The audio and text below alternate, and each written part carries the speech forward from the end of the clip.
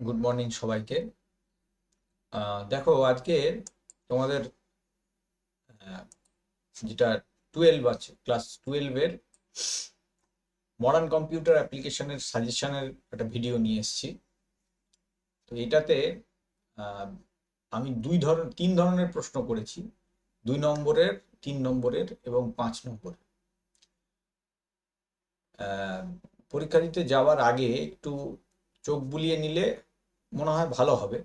হুম, তো তার মধ্যে 2 নম্বরের প্রশ্ন এই 20-22টা মতো আছে।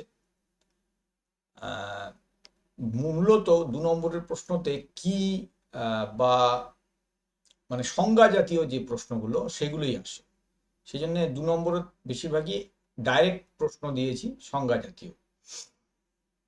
এর সঙ্গে বলতে কি, রিলেশন বলতে কি বোঝো, এখানে দেখো দু একটা কথা এরকম আছে, রিলেশন বলতে কি বোঝো বা ডিবিএমএস এর দুটি সুবিধা লেখো, এরকম দু একটা প্রশ্ন থাকতে পারে।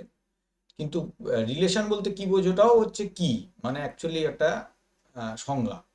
তো এইরকম কিছু প্রশ্ন থাকবে।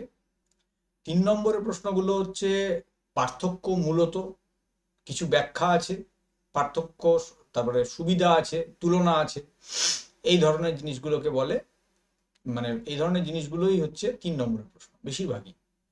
3 নম্বরের মোটামুটি 15টা প্রশ্ন দিয়েছি। 5 নম্বরের প্রশ্নটা কিন্তু আমি দুই ধরনের প্রশ্ন দিয়েছি।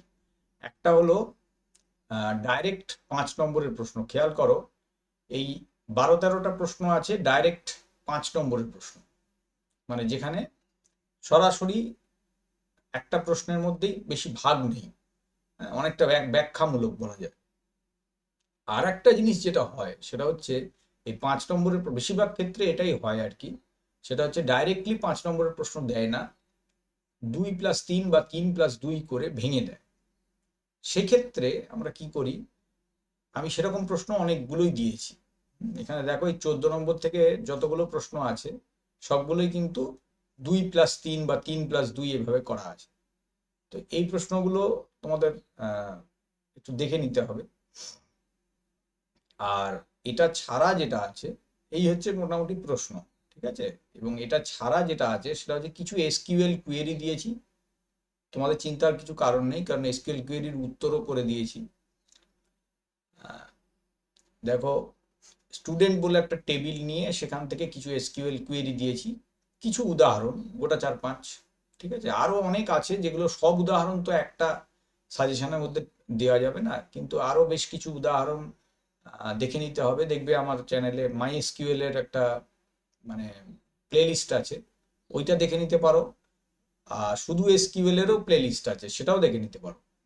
তো ওগুলো দেখলে দেখবে একটু মোটামুটি বুঝতে পেরে যাবে। খুব বেশি ভিডিও নেই, সংখ্যায় অল্পই আছে। হ্যাঁ, 10টা 12টা করে ভিডিও আছে এখন, যদিও তোমাদের খুব বেশি সময় নেই, তো একটু দেখে নিলে ভালো হয়। আর রিলেশনাল অ্যালজেব্রা গুলো কিভাবে লেখে দু একটা দেখিয়েছি। হ্যাঁ, 6 আর 7 হচ্ছে রিলেশনাল অ্যালজেব্রা, যেখানে লেখার পদ্ধতিটা, এখানে খালি খেয়াল রাখতে হবে সিগমা, পাই, এই চিহ্নগুলো থাকবে ওপরে, আর স্টুডেন্ট টেবিলটার নাম এটাও থাকবে ওপরে, বাকি সব কিছু থাকবে সাফিক্সে, মানে একটু নিচের দিকে। লেখার এটা পদ্ধতি, ঠিক আছে, এটা মনে রাখবার চেষ্টা করবে, তাহলে ভালো হবে। তো আচ্ছা, এছাড়া যেটা বলার ছিল সেটা হলো সম্পূর্ণ যে সাজেশনটা আছে সেই সাজেশনের একটা পিডিএফ লিংক তোমরা এই ভিডিও ডেসক্রিপশনেও পেয়ে যাবে, ওখান থেকে ডাউনলোড করেও পড়তে পারো, অসুবিধে নেই।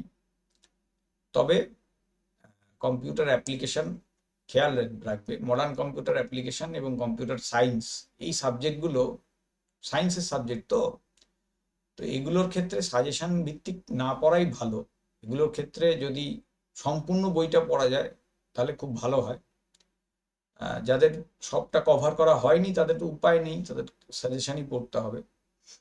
কারণ এইসব ক্ষেত্রে কি হয়, প্রচুর প্রশ্ন এমন থাকে যে প্রশ্নগুলো মানে আসতে পারে বিভিন্ন জায়গা থেকে, ছোটখাটো প্রশ্ন আসতে পারে, ওই জন্য একটু জেনে রাখলে ভালো হয়। যেমন ধরো এসকিউএল কুয়েরি একটু যদি প্র্যাকটিস করো তাহলে ভালো হয়। ঠান্ডা মাথায় পরীক্ষা দেবে, চিন্তা করো না। আমি দিইনি ভিডিও, তার কারণ আছে, আমি কয়েকদিন দেরি করলাম, কারণ হচ্ছে ইকোনমিক্স পরীক্ষা আজকে ছিল, ওটার জন্য আমি দেরি করলাম। ইকোনমিক্স পরীক্ষা অনেকেরই ইকোনমিক্স আছে যাদের কম্পিউটার অ্যাপ্লিকেশন আছে। আমি চাইছিলাম যে সব কটা পরীক্ষা হয়ে গেলে তারপরে সাজেশনটা দিতে। এনিওয়ে, এখনো আজকের দিনটা আছে, কালকের দিনটা আছে, একটু পড়ে নাও, দেখে নাও কেমন হচ্ছে, দেখা যাক। ঠিক আছে, থ্যাংক ইউ সকলকে, আজকে এইটুকুই রাখছি। বেস্ট অফ লাক পরীক্ষার জন্যে, ভালো করে মন দিয়ে পরীক্ষা দাও।